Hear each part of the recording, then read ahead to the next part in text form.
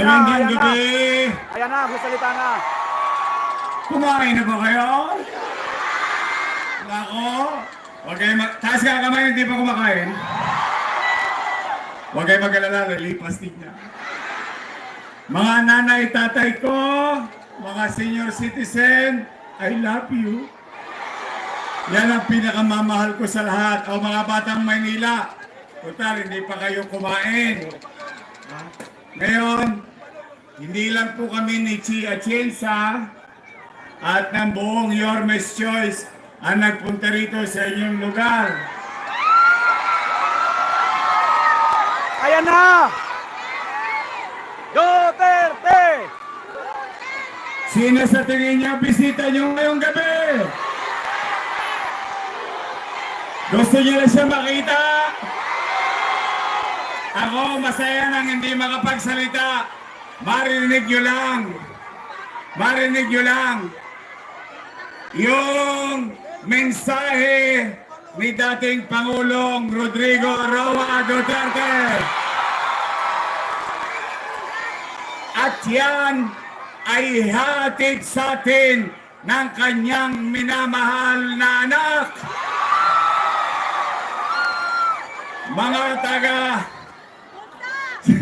nihingal ako. Pasensya na. Sobrang excited ako para sa inyo kasi kahit na maliit itong lugar natin, pinasyalan tayo ng mabait nating Vice President Sara Duterte!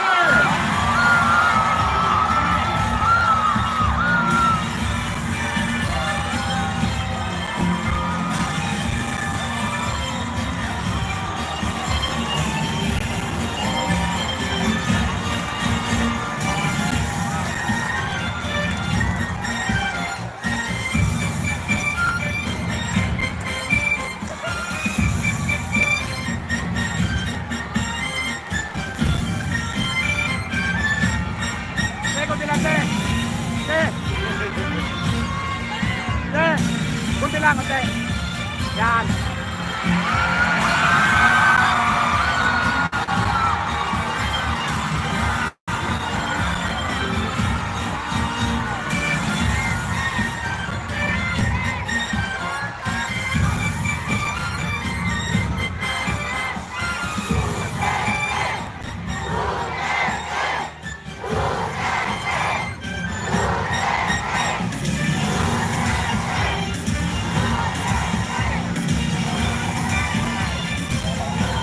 Ako, yari ka na, Bante!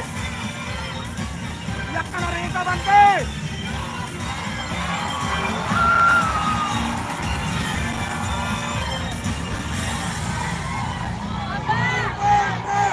Maraming salamat! Grabe!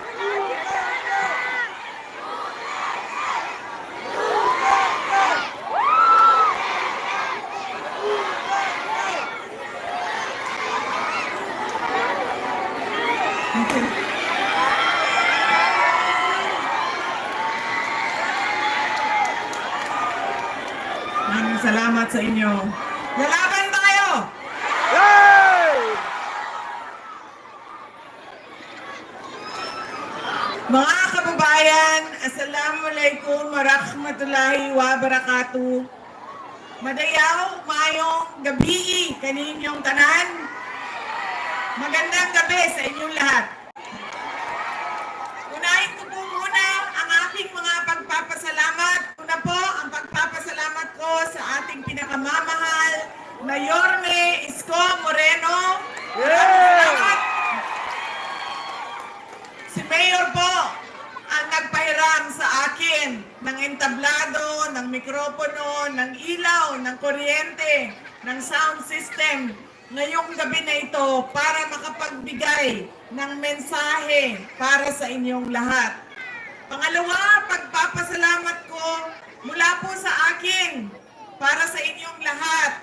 Marami sa inyo ang hindi na naghapunan, hindi na nagluto, hindi na naglaba, galing matrabaho, kanina pang hapon, mainit, nandito para makinig sa aming mga mensahe para sa bayan. Maraming salamat po sa inyong lahat.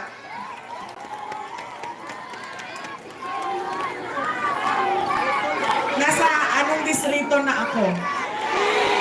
Sinong congressman yun?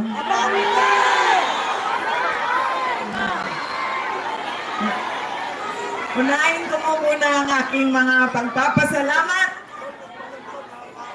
Darating tayo dyan.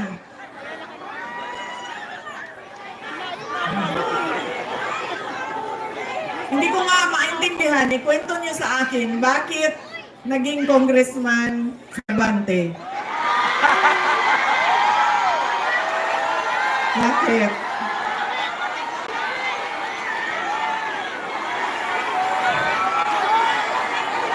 Siya din ba may kasalanan? Hindi. Hindi. Okay. Kasi doon sa ibang distrito, endorso niya, pero dito hindi.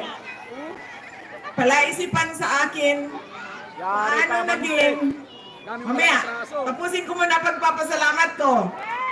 Ang susunod na pagpapasalamat ay mula po kay Pangulong Rodrigo Duterte. Bravo.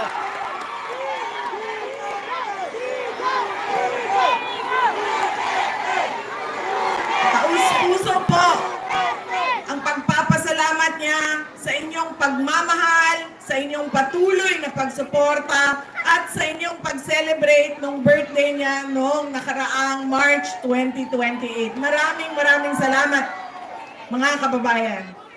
Ang susunod na pagpapasalamat ay mula po sa akin at sa aking mga kasamahan at sa tanggapan ng pangalawang Pangulo sa patuloy ninyo na pagtitiwala at suporta sa akin. Maraming salamat po.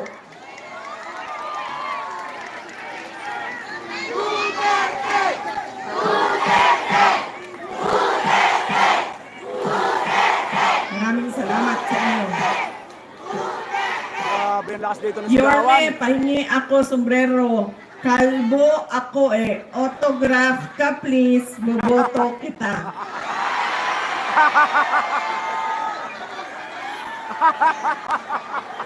Ang galing!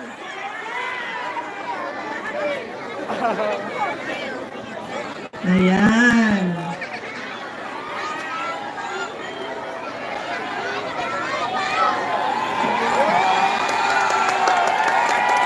Wow!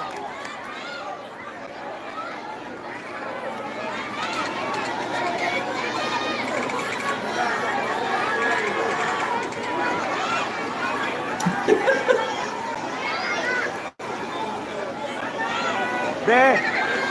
Ayan.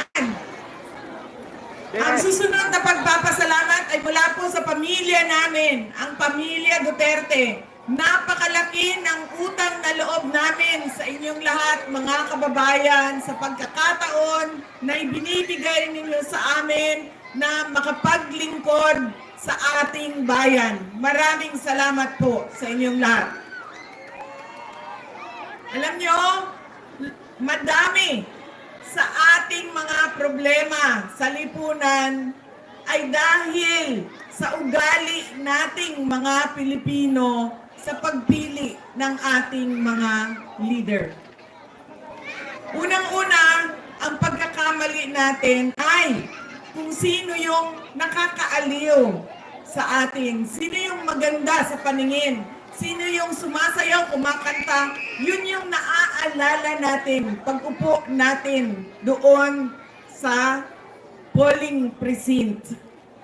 Hindi na natin tinatanong ang kandidato. Noong tumakbo ka, noong umupo ka, at tumatakbo ka ulit, binigay mo ba ang pangako mo na sinabi mong gagawin mo para sa bayan? Hindi na natin iniisip ano ba ang pangako na ibinigay. Tulad ng 20 pesos per kilo na bigas. Na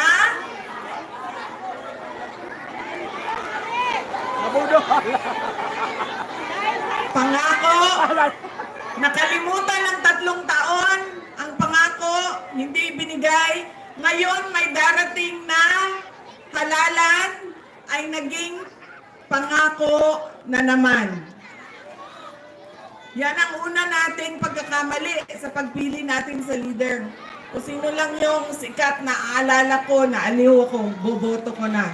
Pangalawa, ang pagkakamali natin sa pagpili natin ng mga leader. Kung sino yung galing sa politika, malaking pamilya sa politika, ay automatic na ibinibigay natin ang boto natin. Hindi dahil Duterte yan, ay automatic na ibigay natin ang boto. Dapat tinitingnan din natin, ano ba ang kapasidad at abilidad ng tao na ito? Ano ba ang kaya niyang gawin para sa bayan? Pangatlong pagkakamali nating mga Pilipino kapag tayo ay pumipili ng leader natin. Ibinibenta natin ang boto natin. Kung sino yung nakakapagbigay ng pera, ayon ang binoboto natin. Ma'am? Alam nyo, sa pag-iikot ko, tinatanong ko ang mga iba't ibang lugar. Kasi yun yung realidad natin eh. Diba? Magkano bilihan dito? 2,000, 3,000, 1,500, 1,000. Ilang eleksyon na tayo naka 2,000, nakatanggap ng 1,000, nakatanggap ng 500, nakatanggap ng AX, nakatanggap ng tupad, nakatanggap ng akap. Pero bakit naghihirap pa rin ang ating mga pamilya at ang ating bansa? Bakit paulit-ulit pa rin ang kahirapan? Dahil binenta natin ang boto natin. Alam nyo, kami sa syudad ng Davao, hindi kami naglalagay, hindi kami nagbabudget ng pera pambili ng boto. Dahil nawawala yung respeto ng tao sa isa't isa. Yung leader, wala na siyang respeto sa kanyang kasamahan. Yung tao, wala nang respeto sa leader. Kasi naging transaksyon. Palitan ng pera. Mamahalin kita, bayaran mo ako. Walang bayad, walang pagmamahal. Masakit sa akin na naririnig na ganyan yung nangyayari sa karamihan at iba't ibang lugar sa ating bansa. Kasi hindi naman ang mga mayayaman ang binibilhan nila ng boto. Hindi yung mga doktor, mga engineer, mga abogado, mga milyonaryo. Binibili ba ang boto nila ng 500, 2,000? Hindi. Sino pa ang pinagsasamantalahan ng pagbili ng boto? Ang mga tao na napakahalaga sa kanila ang 100 pesos. Pinagsasamantalahan ang kahirapan ng mga tao. Ang nangyayari, ano nangyayari? Babalik tayo sa una. Wala na akong pangako na ibibigay sa inyo. Wala na akong pangako na tutuparin dahil bayad ka na sa boto mo. Binayaran kita, di ba, ng 2,000? Binayaran kita, tumanggap ka ng 1,300. So bakit ko pa ibibigay ang tamang serbisyo? Bakit ko pa ibibigay ang pangako ko? Tapos na ang transaksyon natin. Kaya marami ang nagtatanong sa akin, Inday Sara, ano bang matutulong namin sa iyo? Wala na po kayong matutulong sa akin. Tinulungan nyo na ako. Ginawa nyo na akong vice presidente ng ating bansa. Nagpapasalamat ako doon sa tulong at suporta ninyo. ang magagawa ninyo at nating lahat, dahil ngayong eleksyon na ito ay hindi ako kandidato, botante din ako. Kaya meron akong mga paalala, ay baguhin natin ang ugali natin sa pagpili ng ating mga leader. Tandaan nyo yan, pagdala, pagpasok ninyo doon sa kung saan kayo boboto na paaralan. Hindi dahil naaaliw, hindi dahil politika na pamilya yan, at hindi dahil nakatanggap ako. Tanggapin nyo, bakit hindi? Pera naman ng gobyerno yan. Wala namang politiko na magbibigay ng sarili niyang pera. Pera ng gobyerno yan. Tanggapin nyo, pero pag-isipan nyo kung sino ang pipiliin nyo na leader. Sa pag-ikot-ikot namin, madami ang nagtatanong, kamusta na ba si Pangulong Duterte?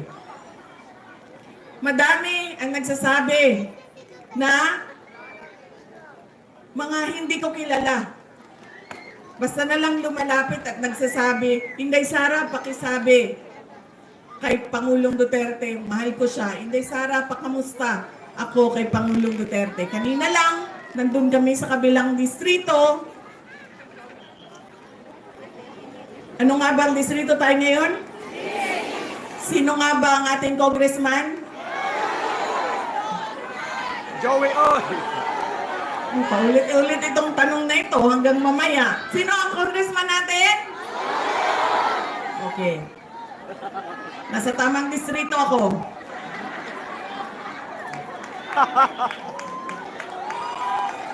Sabi nung isang bata nandoon sa gilid ng stage.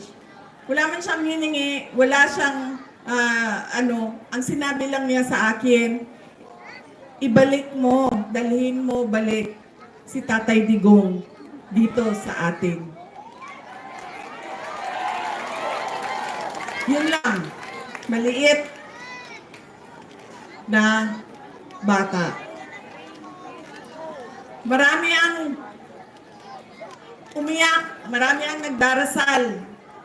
Noong nakaraang mga araw, tumawag sa akin si Pangulong Duterte.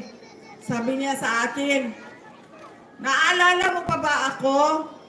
Ako yung tatay mo, wag mo ako kalimutan dito sa kulungan, baka mabulok ako.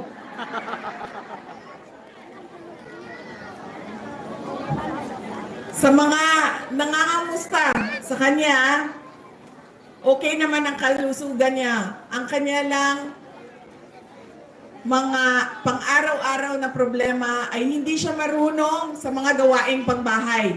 Hindi siya marunong magluto, hindi siya marunong maglaba, hindi siya marunong maglinis ng kwarto.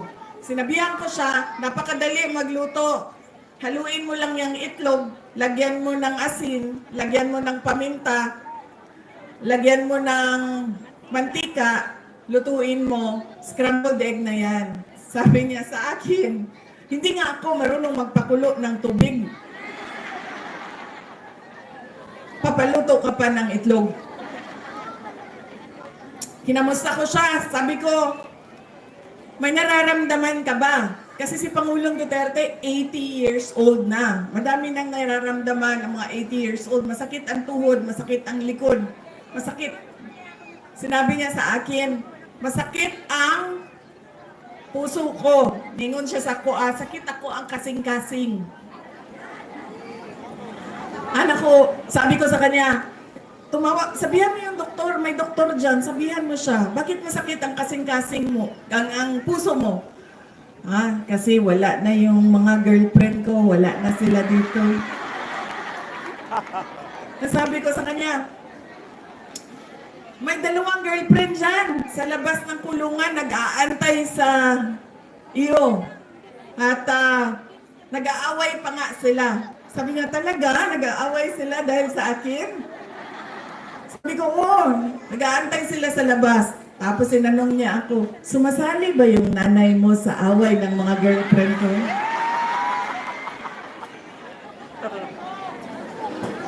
Nagagawa pa rin niyang tumawa kahit nandoon siya, no?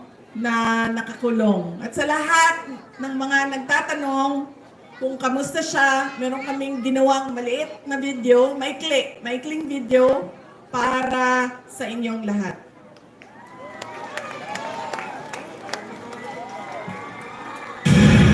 Self-rated poverty in the Philippines is at its highest in 21 years. Teacher says she often complains about being hungry. Pagpaparili ng isang babae dahil naman sa konsehan sa droga. Pinagtataga hanggang sa mamatay ang natutulog na maglola. Just remember, no? Ang bakit yung mga tao gumagamit ng drugs, remember, hindi sila addict. Gala, mga batang nagra-rugby ng kalat sa gitna ng daan. Mga taong pinagbabaril habang bibili ng pagkain sa karinderya. Mabalat sa social media ang video ito ng pamamaril sa mga Instead of going to school, they spend their days scavenging to earn a living. Nagpapalenteng trabaho ang suspect at gumagamit pa umano ng droga. Good luck sa atin lang. Sa halip na tutukan ang kumakalam na sikmura ng mga Pilipino, krimen, droga at korupsyon, mas inuna ang sariling interes at kasakiman sa kapangyarihan. Itinapon palabas ng bansa ang nag-iisang Pangulo na siyang tunay na nagmahal sa bayan. Mula nung si Tatay Digong ang naging Pangulo, tumahimik yung mga hindi. Nagkaroon ako ng peace of mind. Yung anak ko, kumbaga imbis na delikado sa daan, sobrang happy ako. Dahil nung umupo si PRRD, kahit sabihin natin maraming tumutugis, maraming tumutuligsa sa kanyang war on drugs. Pero majority po sa atin ng mga Pilipino, pwera na lang doon sa mga drug lords, mga drug user, mga ano din ang ayaw eh. Pero kami, lalo kami mga OFW, naramdaman namin ang safety sa aming pamilya. It's a time to be powerful and a time to be just a nobody. I used to describe the brightest star there was mine, shining brightly.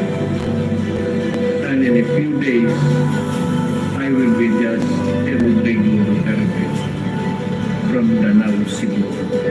And salamat. Lubos na minahal ni PRRD ang PNP at AFP. Pag ako ang nanalo, kaagad doblado ang sweldo ng pulis pati militar. Pero sinyalan din pala ang gagamitin laban sa kanilang dating Commander-in-Chief. Ano ba ang damage ng government interest?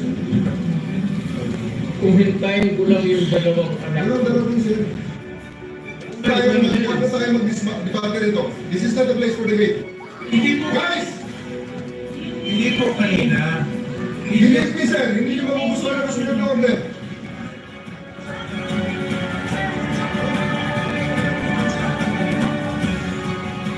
Napilitan sa serbisyo ang iba dahil sa order na isang bangag na namumuno sa kanila.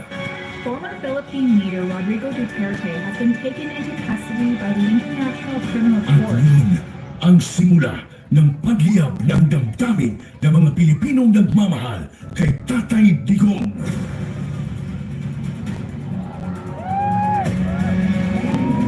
Lumiyab ang sambayanang Pilipino. Bring PRRD home.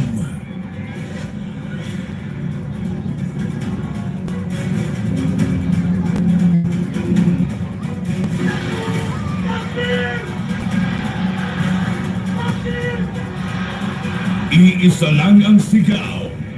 Duterte saan man sa mundo.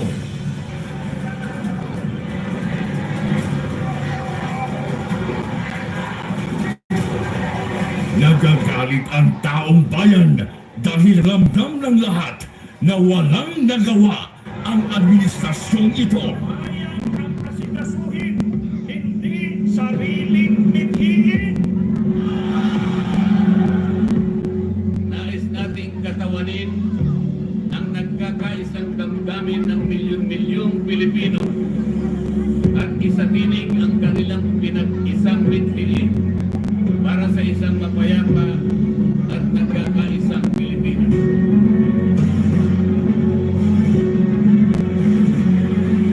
Hindi pa tapos ang pagliyab ng mga puso natin dahil nagpapatuloy pa din ang kasamaan habang nalulugmok na ang inang bayan.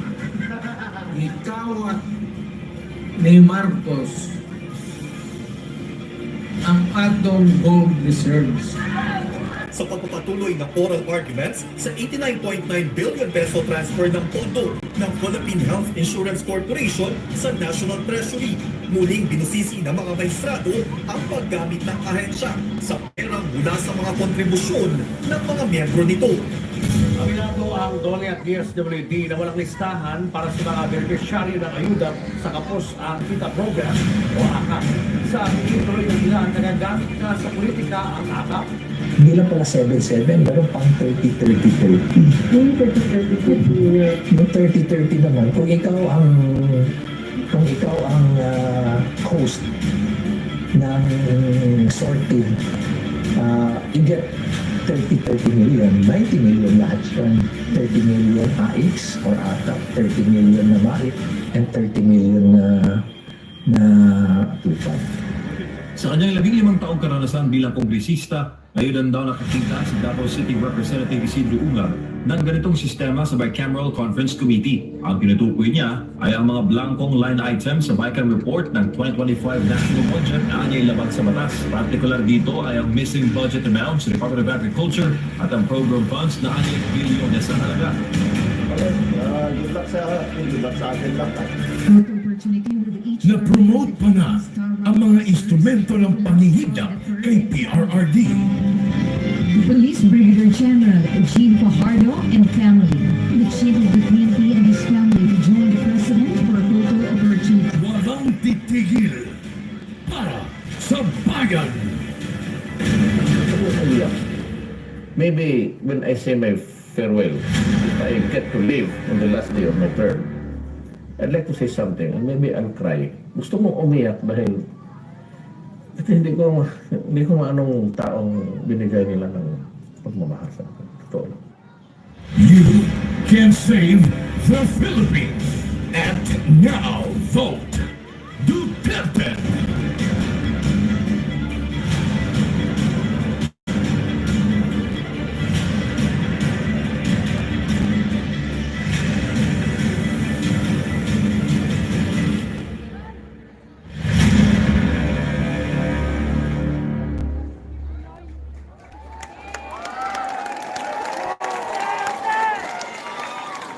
Nung magkausap kami sa telepono, sabi niya sa akin, diretsuhin ko na daw ang taong bayan. Ingon siya, diretso na daw istoryahon ug hangyoon ang katawhan. Na nakikiusap siya sa inyong lahat na iboto diretso ang 10 na senator ng mga Duterte. Una na, si Bongo, si Bato de la Rosa, si Jimmy Bondoc, si Apollo Kibuloy, si Vic Rodriguez, si JB Hinlo, si Raul Lambino, si Doc Marites Mata, si ang dalawa, Philip Salvador at Rodante Marcoleta. Yan ang masaya ako. Yan ang 10 senador na pinapakiusap ni Pangulong Duterte. Diretso ang boto. Black voting, straight. Bakit kailangan straight ang boto? Unang-una, pag hinaluan nyo ng ibang grupo o ibang politika, magkakagulo lang. Dahil laging mag-aaway. Wala nang nagagawang programa, proyekto, wala nang nagagawang tamang serbisyo dahil busy sa away ang mga opisyal sa gobyerno. Pangalawa, kapag black voting at sobrang dami ng boto, mahirap siya habulin sa dayaan. Dahil malayo ang agwat ng mga boto, hindi kayang habulin sa dayaan sa makina. Pangatlo, kapag nagkakaintindihan ang mga kandidato kung saan ba talaga tayo papunta, At ano ba talaga ang kailangan nating gawin?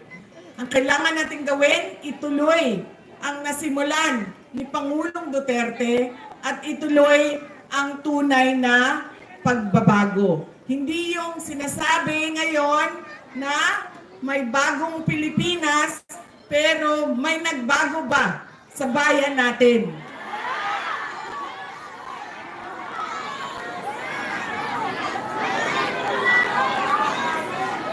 Paulit-ulit lang. Maraming rason, paulit-ulit lang ang kahirapan, paulit-ulit lang din ang pangako. Wala namang nagbago. Lalo pang nagugutom ang mga tao, lalo pang dumadami ang naghihirap. Eleksyon noon, kampanya, 20 pesos per kilo ang bigas, kalimutan 3 taon. Ngayon, darating na ang eleksyon na naman, merong 20 pesos na kilo per kilo na bigas sa Visayas, pero wala sa Luzon at sa Mindanao. Na para bang hindi kailangan ng mga tiga Luzon at ng Mindanao at taga Mindanao ng 20 pesos per kilo na bigas. Kaya kailangan magkaisa, diretso natin iboto. Kung gusto natin ng pagbabago, kung gusto natin ituloy ang tunay na pagbabago, idiretso ang boto ng 10 senador. Ganon din yan dito sa inyong syudad. Anong distrito nga ba tayo? Sino nga ba congressman natin?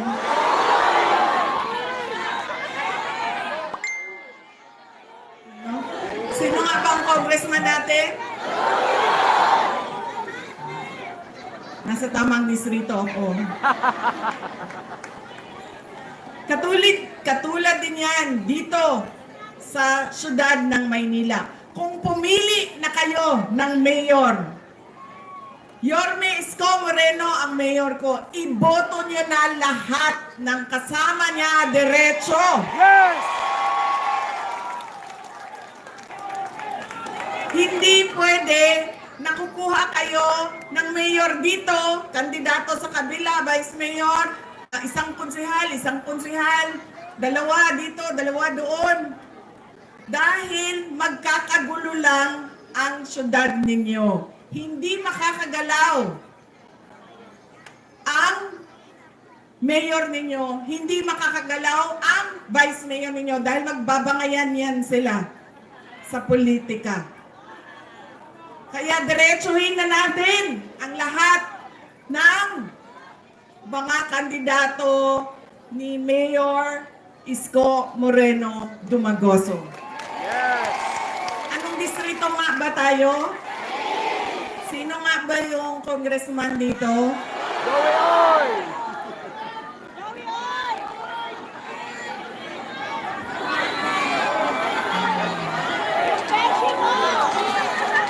Alam nyo, kagabi, nandun ako sa kabilang distrito. Hindi ko alam anong number ng distrito na yon. 3. Yung Chihuahua ba yun? 3. Ano yun? 3. Ha? Chihuahua? 3. Chihuahua. Kawawa. Kawawa siya kagabi. Hindi siya makasagot. Yan, kasi siya kandidato, ako hindi kandidato, hindi siya makabanat sa akin. Wala siya mabanat sa akin. Sigurado, ay, nako, tandaan nyo, pagkatapos ng eleksyon na ito, magpapatawag din naman yan dyan sila sa House of Representatives. Kaya meron pa silang isang isa't kalahating buwan, di ba? Oh. Patawag na naman kami, papakulong na naman kami. Papaiyakin na naman yung mga kasamahan ko. Sigurado na ako. Diba? Hindi ko na alam kung ano ba talaga ang plano ng administrasyon na ito para sa bayan. Dahil wala naman tayong nakikitang pagbabago. Ang lagi lang nilang ginagawa, hinahabol si Inday Sara. No? Gusto nila burahin si Inday Sara. Sinubukan nila. Nag-investigate sila sa loob ng House of Representatives. Walang nangyari. Natigil lang nang hindi mo alam bakit natigil. Tapos sasabihin nila, hindi makasagot. Pumupunta kami. Kayo ang tumigil. Tawag niyo ulit kami. Magpahiring kayo ulit. In-impeach nila si Inday Sara. Nandiyan pa rin si Inday Sara. Sabi nila, nakawin na lang natin ang tatay ni Inday Sara. Kidnapin na lang natin. Pero nandito pa rin si Inday Sara. Kaya antay kayo. Marami pa yang darating. Ano nga ba ang distrito natin? Yes! Sino nga bang congressman dito?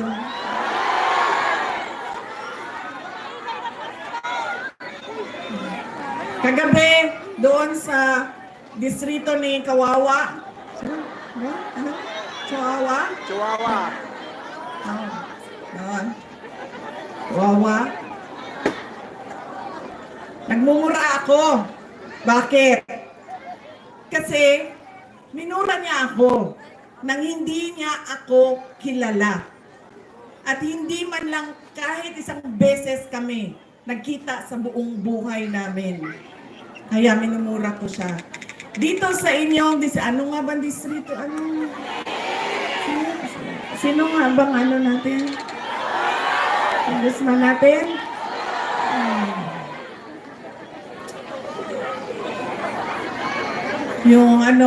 Yung distrito ninyo ay nagdadasal ang inyong congressman.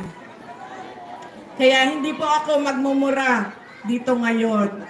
Gagamitan ko po kayo ng pagdarasal. Unahin na po natin, seryoso ito, mamaya na yung unahin na po natin ang pagdarasal para sa kaluluwa ni Pope Francis. Dahil namatay po ang ating Pope at kailangan natin na magdasal. In the name of the Father, the Son, the Holy Spirit. Amen. Lord, we pray for the eternal repose of the soul of our beloved Pope Francis. May you grant him eternal rest beside you, O Lord. Amen. In the name of the Father, the Son, the Holy Spirit. Amen. Di po ako magmumura. Dadasal po ako ngayong gabi. Alam nyo, dito sa atin sa Pilipinas, kapag nilabas mo ang dila mo, sa ibang kultura, pagpapakita ng malakas ka, matapang ka. Pero dito sa atin, pag nilabas mo ang dila mo, ano ibig sabihin yan? Ako, yan na, si Pastor Gila. Ha? Ay, nako, mga bata, anong tawag niyan? Walang respeto. Anong tawag niyan sa inyo? Belat, di ba? Dila yan sa... Dila. Di ba? Bakit? Ang mga bata ang gumagawa niyan eh. Bakit ginagawa yan ng bata? Di ba yung pang-aasar? At ano pa? Parang sinasabi ng bata, Be, sa'yo, nasa akin lahat, ikaw wala. Be, panalo ko, ikaw wala. Ganyan. Sa kultura nating mga Pilipino. Nasaan na ang aking props? Kagabi may apple ako, ngayong gabi. Nasaan na? So, labas mo ang props ko. Hidila. Ayan. Ayan na! Lamia!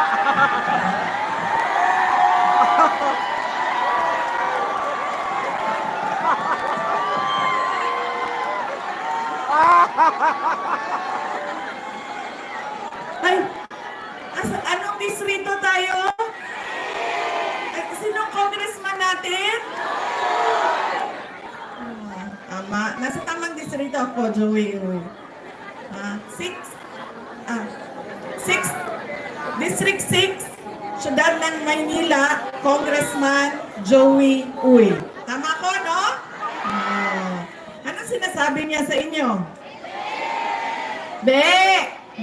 Naisahan ko kayo. Ako meron. Kayo wala. Ay, ano nga ba distrito ito? Sino nga ba congressman natin? Anong tawag sa ganitong tao, mga anak? Walang? Oh. Klaro yan, ha? At kanino siya walang respeto? Sa inyo. Sa inyo siya walang respeto. Be, ako nakaupo. Kayo nagugutom. Ay, ano nga ba distrito ito? Sino ang congressman natin? Klarong-klaro na yan, ha? Congressman, wag mo ilalabas yung dila mo. Pakita mo ngipin mo. Yan. Yan nyo? Nakasmile. May respeto sa tao. Smile. Balita ko, mabait daw yung kandidato ninyo dito. Papakita ng ngipin, nagsismile. Ano nga ba distrito natin? Sino nga ba congressman natin? Okay. Nasa 6th district ako ng Syudad ng Maynila. Ang congressman dito ay si Joey Uy. Tama? Mga kababayan, ang lahat ng ginagawa natin ay para sa Diyos, sa bayan, at sa bawat pamilyang Pilipino. Syukran.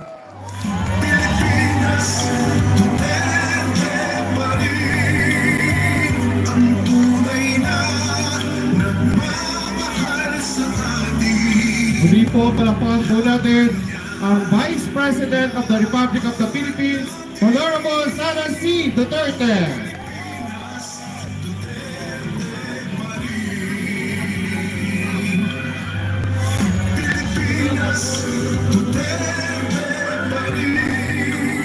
Solid talaga, no?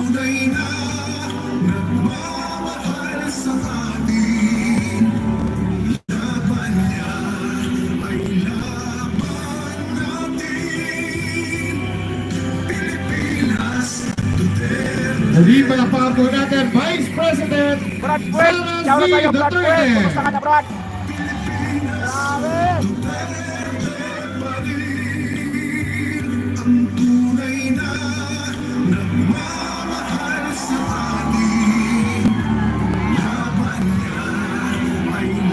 Duterte! Duterte! Grabe! Wala na! Baon na si Pastor Villa!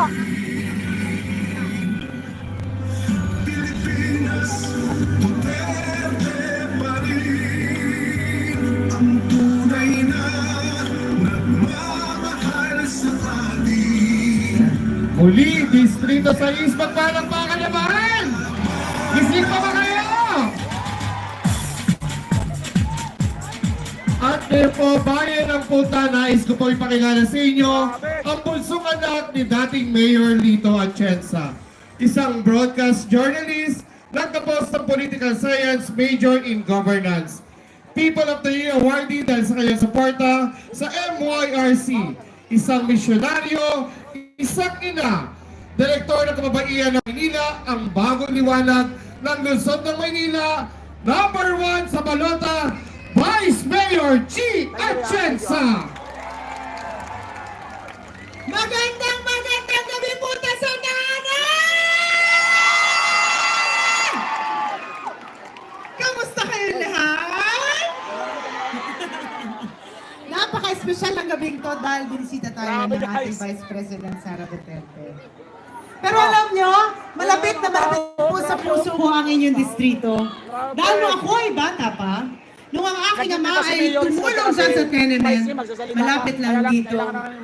At doon sa Vulcan at DZRH compound, at DPWH compound, na siyang tinulungan niya ang mga taga-distrito 6 na manatili sa inyong mga bahay. Nandun ako noon at maliit na bata akong nanonood sa kung ano man ang ginagawa niya. Doon ko po nakita na pag-ibigay mo talaga ang buhay mo para makatulong sa kapwa mo. Maraming buhay ang mababago. Kaya ngayong gabi, bilang vice-alcalde ni Yorme Isko Moreno Dumagoso, tumatayo ako para sa aming mga lolo at lola at lahat ng mga Manilenyo. Naniniwala ako na kailangan pag kayo ay nagpapatingin sa inyong mga health centers at ospital, dapat siksik, liglig ang gamot, vitamina, maintenance, at pag kayo ay nagpapagaling doon, dapat kahit kailan hindi kayo sinusungitan ng kahit na sino. End ko na muna guys kasi mayroon kaming lakad ha. Alam nyo na, may lakad Ayan, guys. makakaasa kayo na sa Bye-bye! Yorme. Pag kayo'y pumunta doon, hahaba ang inyong Ayan, sige, babay na po, bye-bye! Para sa ating mga kababayan na may kapansanan.